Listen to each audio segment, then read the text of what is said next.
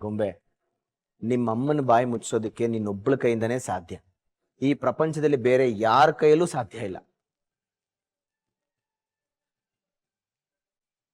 Thank you ಪಾಪ, thank you so much. Okay mummy. ಅದ್ ಸರಿ, ನೀನ್ ನಾಳೆ ಬರ್ಬೇಕಾಗಿತ್ತು, ಇವತ್ತು ಹೇಗ್ ಬಂದೆ? ಅಯ್ಯೋ, ಅದೊಂದು ದೊಡ್ಡ ಕತೆ. ನಮ್ಮ ಟೂರ್ ಆರ್ಗನೈಸ್ ಮಾಡಿದವನು ದೊಡ್ಡ ಈಡಿಯಟ್. ನಾವು ಲಾಸ್ಟ್ ಡೇ ವೈಲ್ಡ್ ಲೈಫ್ ಸಫಾರಿಗೆ ಹೋಗ್ಬೇಕಾಗಿತ್ತು, ಆದ್ರೆ ಅವತ್ತು ರಜಾ ಅಂತ ಆ ಗುಬೆಗ್ ಗೊತ್ತಿರ್ಲಿಲ್ಲ. ಅದಕ್ಕೆ 4 ದಿವಸ ಟ್ರಿಪ್ನ 3 ದಿವಸ ಮುಗಿಸ್ಕೊಂಡು ಬಂದ್ಬಿಟ್ವಿ. ಒಳ್ಳೇದೇ ಆಯ್ತು. ಆಗಾಗ ಜೀವನದಲ್ಲಿ ಮೂರ್ಖರಿಂದನೂ ಒಳ್ಳೆ ಕೆಲಸ ಆಗತ್ತೆ ಅನ್ನೋದು ಗೊತ್ತಾಯ್ತು. ಈಗ ನೀನು ಬರದೆ ಹೋಗಿದ್ರೆ ಏನ್ ಆಗಬಾರ್ದಿತ್ತೋ ಅದಾಗೋಗ್ತಿತ್ತು. ಕೆಲವು ಸಲ ಮೂರ್ಖರು ಬುದ್ಧಿವಂತರಿಗೆ ಸಹಾಯ ಮಾಡ್ತಾರೆ ಅಲ್ಲೋ ಗೊಂಬೆ? ಇಲ್ದೆ ಹೋಗಿದ್ರೆ ಲಕ್ಷ್ಮಿ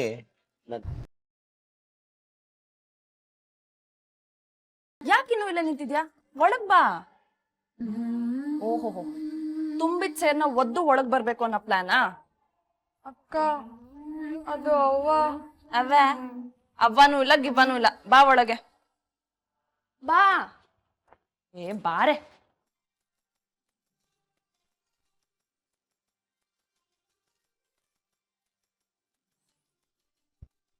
ಈ ಟ್ರಿಪ್ಪು ಬೇಡ, ಈ ಆಯಾಸನೂ ಬೇಡ. ಅಕ್ಕ, ನಿನ್ಗೆ ಆಯಾಸ ಆಗದೆ ನೀನೋಗಿ ಮುಖ ತೊಳ್ಕೊಂಬ. ಅಷ್ಟ್ರಾಗ ನಾನು ಜ್ಯೂಸ್ ತಂದು ಕೊಡ್ತೀನಿ. ಚಿನ್ನು, ನಿನ್ ಮುಖ ಹೇಗಿದೆ ಗೊತ್ತಾ? ಇಡೀ ರಾತ್ರಿ ಆ ಬಸ್ ಸ್ಟ್ಯಾಂಡ್ ಅಲ್ಲಿ ಮಲ್ಕೊಂಡು ಸೊಳ್ಳೆ ಕೈನಲ್ಲಿ ಕಚ್ಚಿಸ್ಕೊಂಡು, ಅಬ್ಬಾ, ಈ ನರ್ಕ ಮಾತ್ರ ಯಾರಿಗೂ ಬೇಡ. ಮೊದ್ಲು ನೀನ್ ಹೋಗಿ ರೆಡಿ ಆಗು. ಸರಿ ಅಕ್ಕ. ಲಕ್ಷ್ಮಿ, ನಿನ್ನ ಟೀ ರುಚಿಗೆ ನನ್ನ ನಾಲ್ಗೆ ಗುಲಾಮ ಆಗ್ಬಿಟ್ಟಿದೆ. ನಂಗೊಂದು ಲೋಟ ಪಪ್ಪಾ. ಬೇಡ, ಒಂದು ಅರ್ಧ ಲೋಟ ಟೀ ಮಾಡ್ಕೊಡ್ತೀಯಾ? ಅಪ್ಪಾಜಿ, ನೀವು ಪೇಪರ್ ಓದಿ ಮುಗಿಸೋದ್ರೊಳಗೆ ನಾನು ಟೀ ತಂದು ಕೊಡ್ತೀನಿ, ಓಕೆನಾ? ಓಕೆ.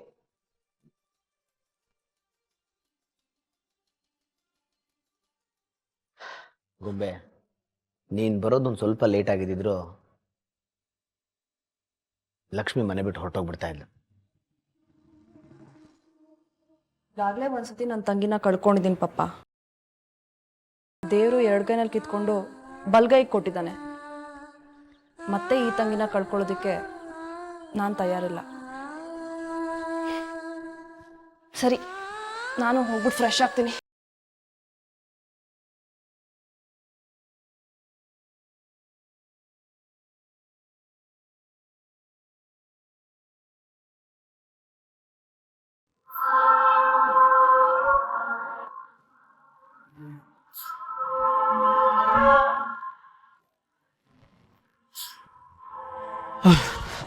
ಸಾರಿ ಕಣ ಚಂದನ್, ತುಂಬ ಕಾಯಿಸ್ಬಿಟ್ಟೆ. ಅದು ಅಮ್ಮನಿಗೆ ಕಷಾಯ ಮಾಡ್ಕೊಟ್ಟು ಬರೋ ಅಷ್ಟರಲ್ಲಿ ಇಷ್ಟೊತ್ತಾಗೋಯ್ತು.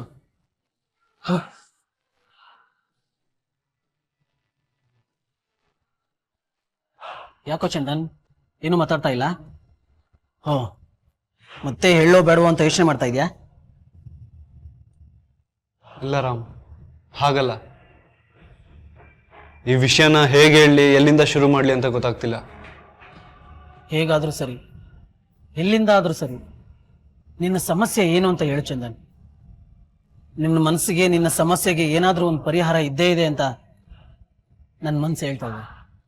ರಾಮ್, ಈಗಲೂ ಹೇಳ್ತಾ ಇದ್ದೀನಿ, ಯಾರಿಗೂ ಯಾವ ಕಾರಣಕ್ಕೂ ಎಂಥ ಪರಿಸ್ಥಿತಿಲೂ ಹೇಳ್ಬಾರ್ದು.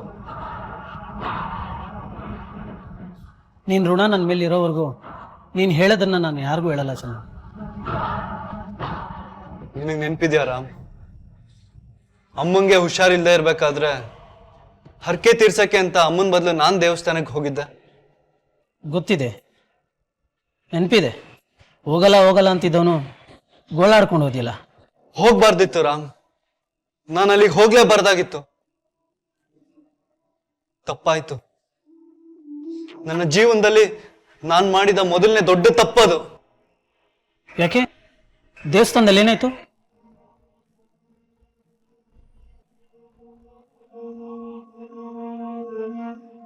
ದೇವಸ್ಥಾನದಲ್ಲಿ ನಾನು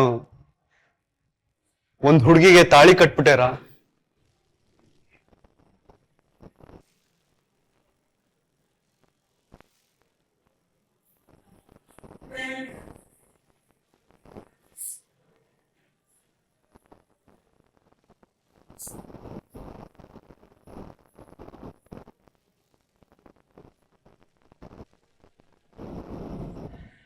ತಾಲಿ ಕಟ್ದೆ ಅಂದ್ರೆ ಇನ್ನೇನ್ ಮದ್ವೆ ಆದೆ ಅಂತಾನೆ ಅರ್ಥ ಚಂದನ್. ಹೋಗ್ಲಿ, ಯಾರಿಗೆ ತಾಲಿ ಕಟ್ದೆ ಹೇಳು? ನನಗೆ ಗೊತ್ತಿಲ್ಲ ರಾಮ್. ಆ ದೇವಸ್ಥಾನಕ್ಕೆ ಹೋದಾಗ ಅಲ್ಲೊಂದು ಮದ್ವೆ ನಡೀತಾ ಇತ್ತು. ಬಿಡಪ್ಪ, ನೀ ಏನಾರ ಹೇಳು, ಆ ದ್ಯಾವ್ರೇ ನಿನ್ನ ನಮ್ ಲಚ್ಚಿನ ಕಾಪಾಡಕ್ಕೆ ಅಂತ ಕಳಿಸವ್ನೆ. ಹೆಂಗಾರ ಮಾಡಿ ನನ್ ಮೊಮ್ಮಗಳಿಗೆ ಬಾಳ್ ಕೊಡಪ್ಪ. ನನ್ ತಂಗಿ ಜೀವ ಉಳ್ಸಕ್ಕೆ ಅವಳನ್ನ ಲಗ್ನ ಅಂತ ಆಗಿ ಈ ನರಕದಿಂದ ಕರ್ಕೊಂಡು ನಿನ್ ಕಾಲಿಗೆ ಬೀಳ್ತೀನಪ್ಪ.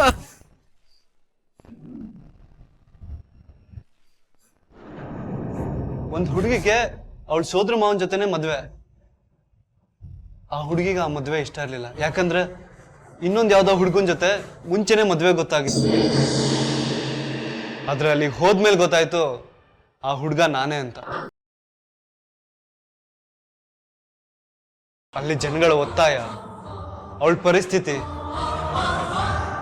ಆ ಸನ್ನಿವೇಶಗಳಿಂದ ನಾನು ತಾಲಿ ಕಟ್ಬೇಕಾಗಿ ಬಂತು. ಇಲ್ಲ ಚಂದನ್, ನಿನ್ ಮಾತು ನಾನು ನಂಬೋಕ್ ಆಗ್ತಾ ಇಲ್ಲ.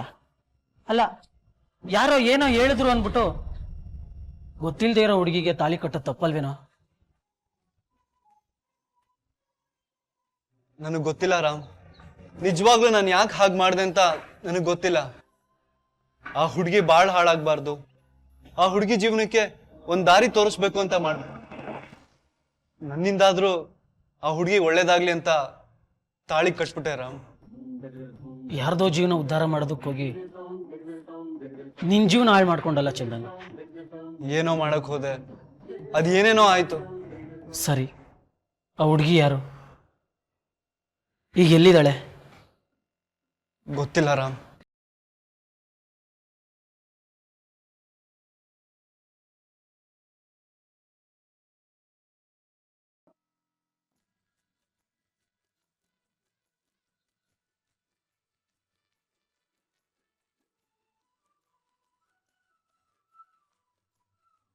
ಚಿನ್ನು, ಅಕ್ಕ, ನಿಂತಾವನೇ ಬರ್ಬೇಕು ಅಂತಿದ್ದೆ. ತಕ. Thank you. ನೀನ್ ಟೀ ಕುಡ್ದ್ಯಾ? ಇಲ್ಲ ಅಕ್ಕ, ಈಗ ತಾನೇ ಅಪ್ಪಾಜಿಗೆ ಟೀ ಕೊಟ್ಟು ಬಂದೆ. ಅವಂಗೂ ಕೊಟ್ಮ್ಯಾಕೆ ನಾನು ಕುಡಿದೆ. ಅಮ್ಮಂಗ? ಅಮ್ಮಂಗೆ ನಿನ್ ಮೇಲೆ ತುಂಬಾ ಕೋಪ ಬಂದಿದೆ. ಅಮ್ಮನ್ ಕೋಪ ಕಡಿಮೆ ಆಗೋವರೆಗೂ ಅವಳ ಕಣ್ಣಗ್ ಸುಳಿಬೇಡ, ಅರ್ಥ ಆಯ್ತಾ? ಅವಂಗೆ ಕೋಪ ಬಂದದೆ ಅಂತ ನಂಗೆ ಗೊತ್ತು, ಅದಕ್ಕೆ ನಾನೇ ಕಾರಣ ಅಂತನೂ ಗೊತ್ತು. ಅದಕ್ಕೆ ಟೀ ಕೊಟ್ಟು ಕ್ಷಮೆ ಕೇಳ್ಕೊಂಬರ್ತೀನಿ. ಚಿನ್ನು, ನೀನ್ ಶುದ್ಧ ಪೆದ್ದಿ ಕಣೆ. ನೋಡು, ನಮ್ಮಮ್ಮ ಏನು ಅಂತ ನಿನಗಿಂತ ಚೆನ್ನಾಗಿ ನನಗ್ ಗೊತ್ತು. ನೀನೇನಾದ್ರೂ ಇವಾಗ ಹೋಗಿ ಸಾರಿ ಕೇಳಿದ್ಯೋ, ನಿನ್ ಜನ್ಮ ಜಾಲಾಡ್ಬಿಡ್ತಾಳೆ. ಸರಿ, ಟೀ ಕೊಡು, ನಾನೇ ಹೋಗ್ಬಿಟ್ಟು ಕೊಟ್ಬಿಟ್ಟು ಬರ್ತೀನಿ. ಅಲ್ಲಿ ತನಕ ನೀನ್ ಇಲ್ಲೇ ಇರು, ಓಕೆನಾ? ಇಲ್ಲ ಅಕ್ಕ, ಅವಾಗ ನಾನೇ ಟೀ ತಗೊಂಡೋಗಿ ಕೊಡ್ತೀನಿ.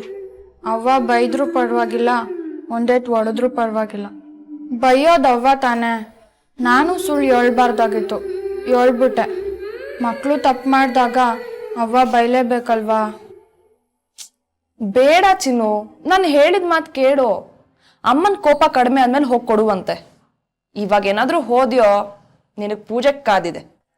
ನಾನು ಹೋಗಿ ಸಾರಿ ಕೇಳಿದ್ರೆ, ಇನ್ಮೇಕ್ ಯಾವತ್ತೂ ಸುಳ್ಳು ಹೇಳಕ್ಕಿಲ್ಲ ಅಂತ ಸತ್ಯ ಮಾಡಿದ್ರೆ ಅವನ ಕೋಪ ಕಡಿಮೆ ಆಯ್ತದೆ.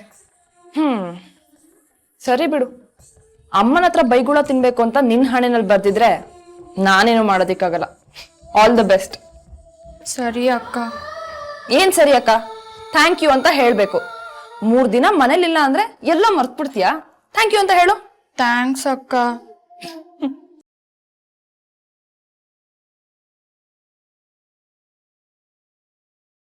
ಶ್ರುತಿ ಜೊತೆ ಫೋನಲ್ಲಿ ಮಾತಾಡ್ ಬರೋಷ್ರಲ್ಲಿ ಅವಳಲ್ಲಿಂದ ಹೊರಟೋಗಿದ್ಲು ರಾಮ್. ಎಲ್ಲಿಗೆ ಹೋದ್ಲು, ಯಾಕೆ ಹೋದ್ಲು ಒಂದು ನನಗೆ ಗೊತ್ತಿಲ್ಲ. ನಾನು ಅದಾದ್ಮೇಲೆ ಹುಡುಕ್ದೆ, ತುಂಬಾನೇ ಹುಡುಕ್ದೆ, ಬಟ್ ಸಿಕ್ಲಿಲ್ಲ. ಅವತ್ತಿಂದ ಇವತ್ತಿನ ತನಕ ನರಕ. ಒಂದೇ ಒಂದಿನನೂ ನಿದ್ದೆ ಮಾಡಿಲ್ಲ, ನೆಮ್ಮದಿ ಆಗಿಲ್ಲ. ಇದನ್ನೆಲ್ಲ ಯಾರ ಹತ್ರ ಹೇಳ್ಕೊಳ್ಳಿ ರಾಮ್? ನನಗೆ ನಿನ್ನ ಪರಿಸ್ಥಿತಿ ಅರ್ಥ ಆಗುತ್ತೆ ಕಣೋ ಚಂದನ್. ಆದ್ರೂ ಆ ಹುಡುಗಿ ನಿನ್ಗೆ ಹೇಳ್ದೆ ಕೇಳ್ದೆ ಯಾಕೆ ಹೋದ್ಲು? ಅದಕ್ಕೇನಾದ್ರೂ ಒಂದ್ ಕಾರಣ ಇರ್ಲೇಬೇಕಲ್ವಾ? ಅದೇ ನನಗೆ ಅರ್ಥ ಆಗ್ತಿಲ್ಲ ರಾಮ್. ಮೊನ್ನೆ ಒಂದ್ ಮಾಲಲ್ಲಿ ಸಿಕ್ಕಿದ್ಲಲ್ಲ ಅಂತ ನಿಲ್ಸ್ ಕೇಳ್ದೆ. ಆದ್ರೆ ಅವಳು ನನ್ ಪಾಡಿಗೆ ನನ್ನ ಬಿಟ್ಬಿಡಿ ಅಂತ ಕೇಳ್ಕೊಂಡ್ಲು. ಯಾಕೆ ಅಂತ ಕೇಳಷ್ಟರಲ್ಲಿ ಅಲ್ಲಿಂದನೂ ಓಡೋದ್ಲು ಅವಳು. ಅಷ್ಟರಲ್ಲಿ ಶ್ರುತಿ ಬೇರೆ ಬಂದ್ಬಿಟ್ಲು. ಆ ಸಮಯದಲ್ಲಿ ನನ್ಗೇನ್ ಮಾಡ್ಬೇಕು ಅಂತ ತೋರಿಸ್ಲಿಲ್ಲ ರಾಮ್. ಸದ್ಯ ಅವಳು ಜೀವ ಸಹಿತ ಇದ್ದಾಳೆ, ಅದು ಬೆಂಗಳೂರಲ್ಲೇ ಇದ್ದಾಳೆ ಅಂತ ಗೊತ್ತಾಯ್ತಲ್ಲ. ಇದ್ರ ಮಧ್ಯೆ ಅವ್ರ ಅಣ್ಣ ಬೇರೆ ಅವಳನ್ನ ಹುಡ್ಕೊಂಡು ನಮ್ಮ ಮನೆ ತನಕ ಬಂದ್ಬಿಟ್ಟಿದ್ದ. ಅವನನ್ನ ಸಮಾಧಾನ ಮಾಡಿ ಊರಿಗೆ ವಾಪಸ್ ಕಳ್ಸೋಷ್ಟ್ರಲ್ಲಿ ಸಾಕೋಯ್ತು. ಅಲ್ಲ ಕಣೋ ಚಂದನ್, ಅಷ್ಟು ಸುಲಭವಾಗಿ ಅವನು ತಂಗಿನ ನೋಡ್ದೆ ವಾಪಸ್ ಊರಿಗೆ ಹೇಗೋದ? ಅಯ್ಯೋ, ಅದೊಂದು ದೊಡ್ಡ ರಗಳೆ. ನಾನು ಪೊಲೀಸ್ ಸ್ಟೇಷನ್ಗೆ ಹೋಗ್ತೀನಿ, ಕಂಪ್ಲೇಂಟ್ ಕೊಡ್ತೀನಿ ಅಂತೆಲ್ಲ ಹೇಳ್ತಾ ಇದ್ದ. ನಾನು ಅವನಿಗೆ 30 ದಿನದಲ್ಲಿ ನಿನ್ ತಂಗಿನ ಹುಡ್ಕೊಡ್ತೀನಿ, ಸಿಗದೆ ಹೋದ್ರೆ ಇಬ್ರು ಒಟ್ಟಿಗೆ ಹೋಗಿ ಪೊಲೀಸ್ ಸ್ಟೇಷನ್ ಕಂಪ್ಲೇಂಟ್ ಕೊಡೋಣ ಅಂತಂದೆ. ನನ್ ಪುಣ್ಯಕ್ಕೆ ಒಪ್ಕೊಂಡ. ಆದ್ರೆ ಆ 30 ದಿನಗಳಲ್ಲಿ ಈಗಾಗ್ಲೇ ಎಷ್ಟೊಂದ್ ದಿನ ಕಳ್ದೋಗಿದೆ. ಎಲ್ಲಿ ಅಂತ ಹುಡ್ಕೋದು, ಹೇಗ್ ಹುಡ್ಕೋದು, ಎಲ್ಲಿಂದ ಶುರು ಮಾಡೋದು ಒಂದು ಗೊತ್ತಾಗ್ತಿಲ್ಲ ರಾಮ್. ಚಂದನ್, ಪೊಲೀಸ್ ಸ್ಟೇಷನ್ಗೆ ಹೋದ್ರೆ ಹೇಳ್ಬಾರ್ದು ಸತ್ಯನೆಲ್ಲ ನೀನು ಹೇಳ್ಬೇಕಾಗತ್ತೆ ಚಂದನ್. ನಾನು ಏನ್ ಹೇಳ್ತಿದ್ದೀನಿ ಅಂತ ನಿನ್ಗೆ ಅರ್ಥ ಆಗ್ತಿದೆ ಅಲ್ವಾ? ಗೊತ್ತು. ಪೊಲೀಸ್ ಸ್ಟೇಷನ್ ಅಲ್ಲಿ ತಪ್ಪಿಸ್ಕೊಂಡವ್ರು ನಿಮ್ಗೆ ಏನಾಗ್ಬೇಕು ಅಂತ ಕೇಳಿದ್ರೆ ನಾನು ನನ್ನ ಹೆಂಡತಿ ಅಂತ ಒಪ್ಕೋಬೇಕಾಗತ್ತೆ. ಬೇರೆ ದಾರಿನೇ ಇಲ್ಲ. ಒಂದು ಸಲ ನಿಜ ಹೇಳಿದ್ಮೇಲೆ ಅಷ್ಟೇ ನನ್ನ ಜೀವನ ಸರ್ವನಾಶ ಆದ ಹಾಗೆ. ನೆಮ್ಮದಿಯಾಗಿದ್ದ ನಾನೇ ನನ್ನ ಕೈಯಾರ ನನ್ನ ಜೀವನ ಹಾಳು ಮಾಡ್ಕೊಂಡೆ. ಯಾವ ತಪ್ಪು ಮಾಡದೇ ಇರೋ ನಾನು ಶಿಕ್ಷೆ ಅನುಭವಿಸ್ತಾ ಇದ್ದೀನಿ. ಕಷ್ಟದಲ್ಲಿರೋರ್ಗೆ ಸಹಾಯ ಮಾಡಕ್ಕೋಗಿ ನೀನೇ ಕಷ್ಟದಲ್ಲಿ ಸಿಗಾಕೊಂಡಲ್ಲ ಚಂದನ್.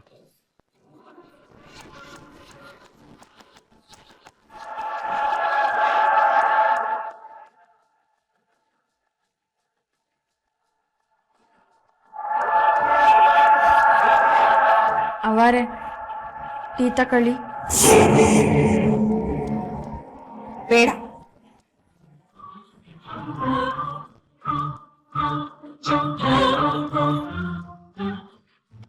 ಅವ್ವ, ನಾನು ನಿಜವಾಗ್ಲೂ ತಪ್ಪು ಮಾಡೀವಿ. ಇದು ಒಂದ್ಕಿತ ನನಗೆ ಕ್ಷಮಿಸ್ಬಿಡವ. ದ್ಯಾವ್ರಾಣೆಗೂ ಇನ್ಮೇಲೆ ಯಾವತ್ತೂ ನಾನು ತಪ್ಪು ಮಾಡೋಕ್ಕಿಲ್ಲ. ನಾನು ಕ್ಷಮಿಸಿ ಏನಾಗಬೇಕಾಗಿದೆ? ನಿನಗೆ ಅದರ ಅಗತ್ಯ ಇಲ್ಲ. ಗೊಂಬೆ ಎಲ್ಲಿವರೆಗೂ ನಿನ್ನ ಕಾಪಾಡ್ತಾಳೋ, ಎಲ್ಲಿವರೆಗೂ ನಿನ್ ಪರ ಇರ್ತಾಳೋ, ಅಲ್ಲಿವರೆಗೂ ನೀನ್ ಈ ಮನೇಲಿ ಸಂತೋಷವಾಗಿ ನೆಮ್ಮದಿಯಾಗಿರಬಹುದು. ಅವರೇ, ನೀವು ಕೋಪ ಮಾಡ್ಕೊಂಡಿದ್ದೀರಿ, ನಾನು ಹೆಂಗೆ ಆರಾಮಾಗಿರೋಕ್ಕಾಯ್ತದೆ? ತಪ್ಪಾಯ್ತು ಅವರೇ, ನಂಗೆ ಗೊತ್ತು ನಾನು ತಪ್ಪು ಮಾಡೀವ್ನಿ ಅಂತ. ಬೇಕಾದ್ರೆ ನಾನು 100 ಸಲ ಸಾರಿ ಕೇಳ್ತೀನಿ. ಟೀ ಕುಡಿಯೋಕ್ಕಿಲ್ಲ ಅಂತ ಮಾತ್ರ ಅನ್ಬೇಡಿ ಅವರೇ.